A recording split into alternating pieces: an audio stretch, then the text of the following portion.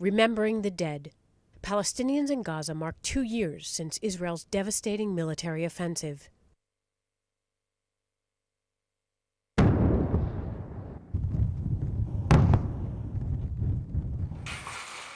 The memories are still all too fresh. Israel's 3-week bombardment caused widespread damage. Homes and businesses were reduced to rubble, and more than 1,400 Palestinians were killed, half civilians. The Israeli military said the offensive, coined Operation Cast Lead, was aimed at stopping Palestinian rockets from being fired from Gaza into southern Israel.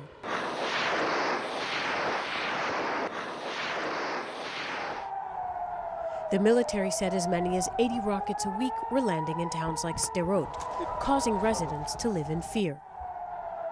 But the UN and other human rights groups condemned Israel for its actions, saying it was overly aggressive. 2 years on, Gaza remains in a state of disrepair, and the UN says the number of people who live on less than $1 a day has tripled.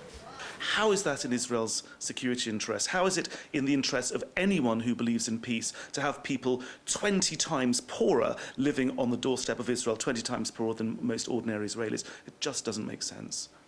Israel imposed a blockade on Gaza after Hamas took control of the Strip in 2006.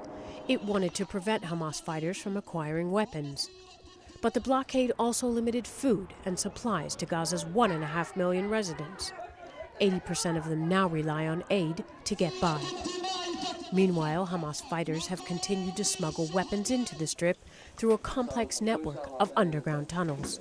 The extremists have been empowered 2 years later. They're much stronger economically, they're much stronger socially, they're much stronger in economic terms, and of course stronger in religious terms, because what we've seen is the empowerment of groups which would be considered extreme in any part of the world. And that's why we say, lift the blockade. That's the best way to disempower the extremists.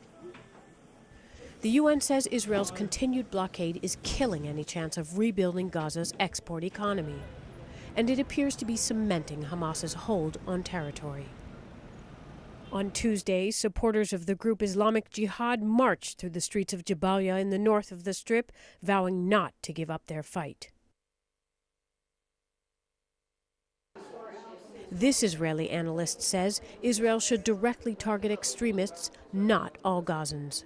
We need to improve our relationship with the people of Gaza, place sanctions against the Hamas leadership, go after them, assassinate them if you have to, but to separate the people from their leadership. Because when you lump them together and you place sanctions and punish both of them, you're going to turn 1.5 million Gazans against you.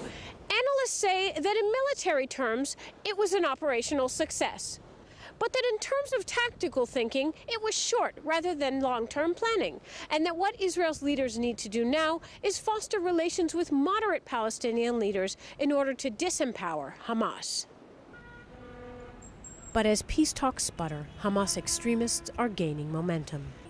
Israel's military leaders admit Operation Cast Lead achieved its aims 2 years ago, but now Hamas fighters have gained power that includes use of sophisticated, high-grade weapons like anti-tank missiles. The hub of terror is bubbling. The great amount of incitement that exists in Gaza is not a good thing for us. I don't see any talks of peace. I don't see any talks about modernity or modernization. On the contrary, we see very strong signs of radicalization. And radicalization, combined with poverty, a steady flow of high-grade weapons, and lacking infrastructure, create ripe conditions for more violence. 2 years after Cast Lead, Hamas has rearmed itself with more sophisticated weapons trained on Israel.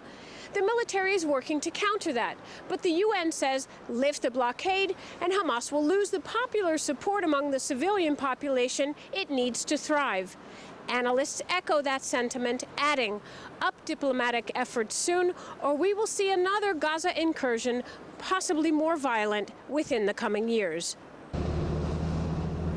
For World Insight, this is Stephanie Fried in Tel Aviv.